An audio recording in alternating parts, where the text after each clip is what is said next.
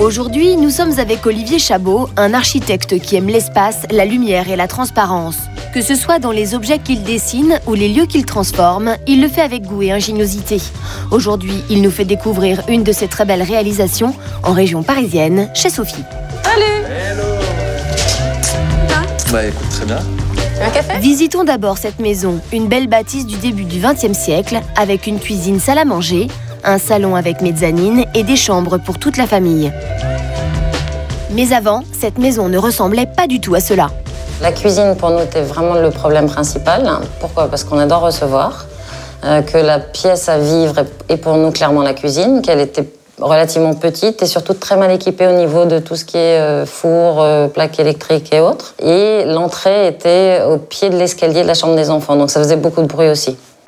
Il a donc fallu repenser l'entrée et la cuisine, mais en touchant à ces deux pièces, c'est toute la circulation du rez-de-chaussée qu'Olivier Chabot a dû revoir. Donc avant, on rentrait par là, depuis le porche extérieur. Une toute petite entrée avec un escalier qui desservait les chambres à l'étage. Là, on passait cette petite porte pour arriver dans la cuisine avec son coin repas. Nouvelle petite porte pour traverser la salle à manger et accéder au grand salon. Donc voilà ce qu'on a fait. On a commencé par créer la porte d'entrée dans ce mur-là. Et donc, on a transformé l'ancienne porte en fenêtre. L'ancienne cuisine est devenue cette grande entrée. Et on a largement ouvert cette partie-là pour pouvoir aussi passer facilement vers ce qui est la grande cuisine. Là, on a libéré l'espace en démolissant toutes ces cloisons-là. Et la salle à manger, le plateau de salle à manger est resté ici. Et on a créé notre grand îlot central à cet endroit-là. Et puis dans cette zone, l'escalier qui était directement dans le grand séjour, on l'a passé de l'autre côté de ce mur. Cette chambre est devenue le salon télé, donc on a ouvert cette partie-là pour pouvoir aussi passer directement de l'un à l'autre. Mais une fois les travaux commencés au rez-de-chaussée, les propriétaires ont décidé de tout refaire, l'intérieur et l'extérieur de la bâtisse. Les travaux vont prendre 1 an et demi avec 27 entreprises différentes, un chantier phénoménal. Donc on est rentré de vacances, c'était mon anniversaire. Et on s'est retrouvés devant une maison totalement détruite. C'est-à-dire l'intérieur de la plupart des murs à l'intérieur étaient détruits. Donc oui, très impressionnant. Mais on était prêts à ça. On a mis nos bottes et on est parti à l'aventure. Toute la petite famille a donc dû déménager pendant qu'Olivier gérait le chantier. Et voilà ce que ça donne aujourd'hui. Donc ici, on arrive dans la nouvelle entrée qui était l'ancienne cuisine, une partie historique de 1904 avec ses petits voûtins. L'ancienne entrée ici était vraiment toute petite. Et puis, en cas, par exemple, de réception, il y avait beaucoup de bruit qui montait dans les étages puisque les enfants habitent juste au-dessus. On peut fermer la porte et dans ce cas-là, la partie vraiment publique va se dérouler à partir de cet espace-là. Donc là, on est dans l'ancienne salle à manger. Par contre, ici, là, dans l'alignement de cette poutre, il y avait un grand mur avec un deuxième salon qui ne servait pas à grand-chose derrière. Donc l'idée principale a été de démolir tout ce qui était dans cette pièce-là, de conserver à cet endroit-là, il y a un poteau, et d'en faire vraiment la cuisine principale en rassemblant le plan de travail et vraiment la partie cuisine de la salle à manger.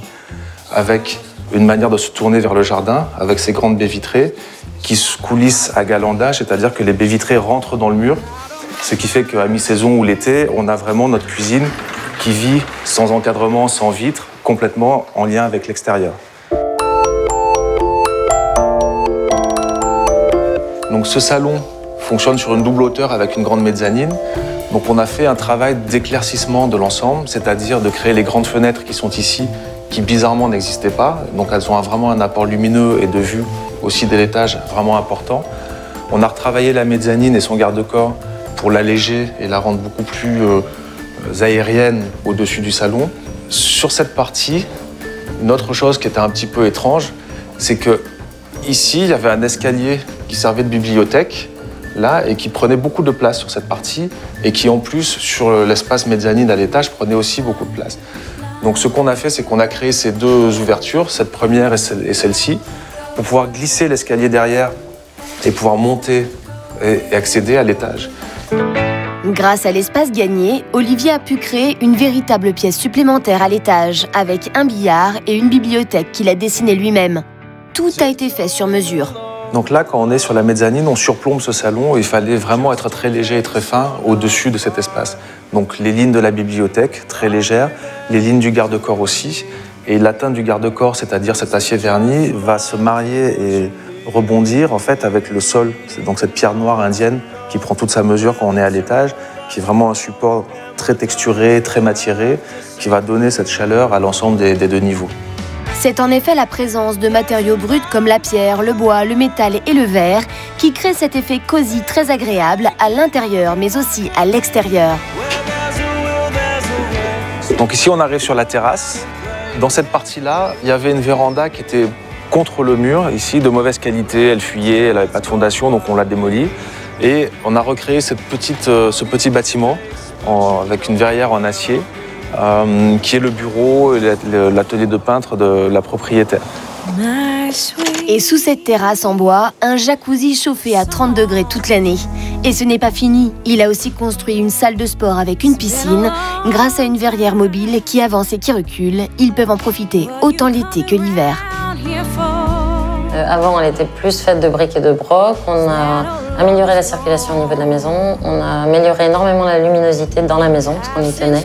Et c'est vraiment un plaisir de tous les jours. J'ai presque envie de dire, le matin, quand je fais mon café, la cafetière était positionnée exactement où on la voulait et c'est très agréable. Mais c'est vraiment des petits détails où on se retourne et on dit « Ah oui, c'était dur, on y est arrivé et on est très satisfait du résultat ».